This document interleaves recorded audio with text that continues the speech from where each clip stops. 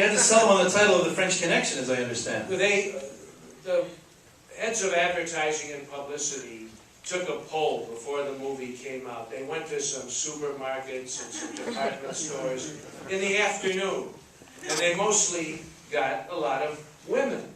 And they had questionnaires, and they said, "What does the title The French Connection mean to you?" And it came back that it meant either a foreign movie, a dirty movie, or a condom. And so they presented me with this information and said, "We got to change this title." And D'Antoni, the producer, asked, "You can't change the title. It's a great title. It's what the movie is." And, "No, it's not going to work." They wanted to call the film Popeye. I said, "You probably haven't heard of the cartoon character." He said, "We'll get permission." I said, "No." And so then they were going to call it Doyle. And about 2 to 3 weeks before they released the picture, they showed me an ad campaign for Doyle. And I really didn't care anymore. I had no respect for these guys whatsoever. And I said, "If you do this," at that time Fox was being taken over by a Wall Street company, and the whole thing was in play. And the principal dissident shareholder was a guy named David Merrick, who some of you may remember. He's a big Broadway producer, slightly crazy. But I knew him, and I threatened to use David Merrick.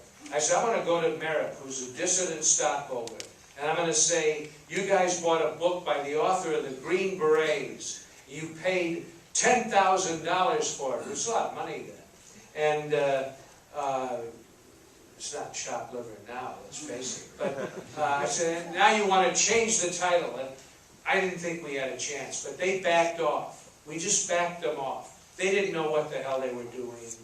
We didn't either, but I knew that The French Connection was a better title than Doyle.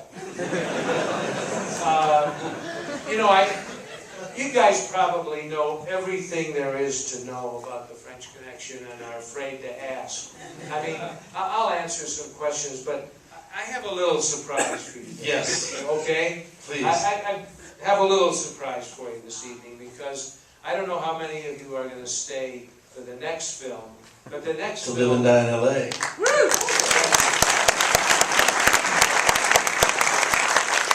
Thanks, Dan. The next film is really one of my own personal favorites. And one day, the fellow who cast this picture, his name was Bob Weiner. He was not a casting director. He was a writer for the Village Voice. He reviewed theater and film and he discovered a number of disparate people in the course of his writings about them. Like Whoopi Goldberg was a discovery of Bob Weiner's. And he cast The French Connection. And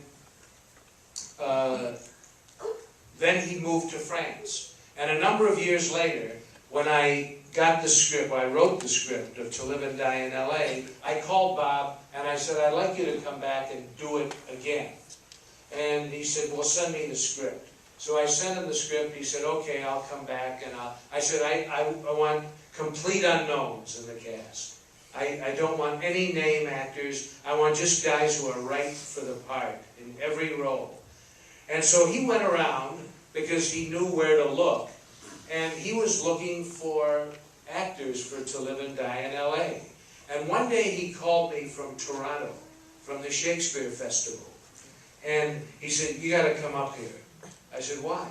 He said, "There's a guy up here who's perfect for the lead in To Live and Die in L.A. I said, "Well, what's he doing up there?" He said, "He's doing A Streetcar Named Desire." And I said, "I really don't want to see that." He said, "Why not?" I said, "Because Marlon Brando owns that part. And I'm not going to look at another actor in a part that, is so identified with Marlon Brando that I couldn't even see." He said, "No, I'm telling you, get up here and see this fellow." And so I did. I went up to the Toronto Shakespeare Festival, and I saw streetcar with this absolutely fantastic actor who I would now like to introduce to you, ladies and gentlemen, Bill Petersen.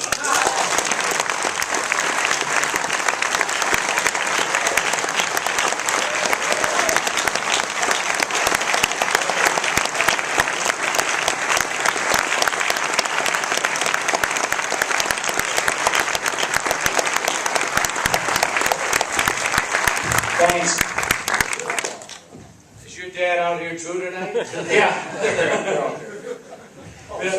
Bill, you know, as all of you know, was the star of one of the most popular television series ever, CSI, which would not have gotten on the air without him. CBS wanted to make a show with Bill. They did not want to do CSI, but he did. And so they went with him, and the rest is television history. Thanks. That was a good picture, wasn't it? It's amazing to see it again, see it on the big screen. It's unbelievable. I mean, after he saw you in Streetcar, you actually did audition. You had to do a reading for him. How did that go? It was, you know, to know that he was, I didn't know, I hadn't done any movies. I didn't have an agent. I had a theater company in Chicago.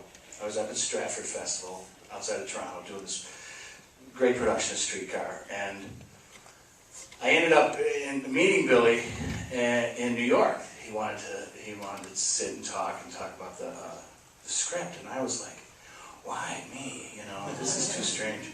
And I went down there, not thinking much about anything, you know, except that he had done The Exorcist and The French Connection, and I was hugely a fan, needless to say. And I went and actually stayed in Bob Wiener's apartment, who was the casting director.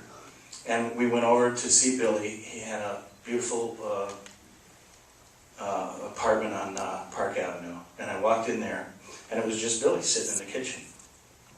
And I sat down and said, wow, it's nice to meet you. And I'm a huge fan, and blah, blah, blah.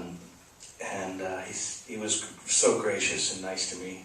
And we sat down in the living room, and he said, let's read a scene together. And we took a little scene from To Live and Die in LA. We sat and read it.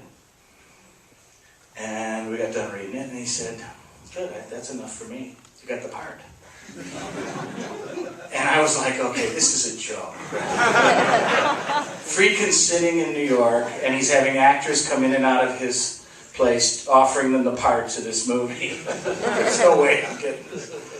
And sure enough, that was the strangest day, because I walked out and I didn't know what to do. I didn't know who to call or what to say. And I actually ended up because they called. I went over to this hotel, and they called. Bob called and said, "Billy wants you in the picture. He wants to make a deal. Let's make a deal." I had no idea I was making $400 a week. And I said, I don't know what to do. But my friend John Malkovich had just recently made his first movie, and he was down in Texas making his second movie. So I had to find him real quick and say, John, what do I do? Because I had no agent, you know. And John said, well, this is what I got for mine. So I said, can I get this? And he said, sure. And the next thing I knew, and then Billy, the great thing was that I was still committed to doing this play up at the Stratford Festival. And it was going to go until October, and I didn't want to blow off that commitment, but I believe you guys wanted to start a little earlier in the fall. And I said, I'm sorry, I can't. I got to finish the play. And Billy said, well, then we'll just wait for you. You know, well, it was amazing.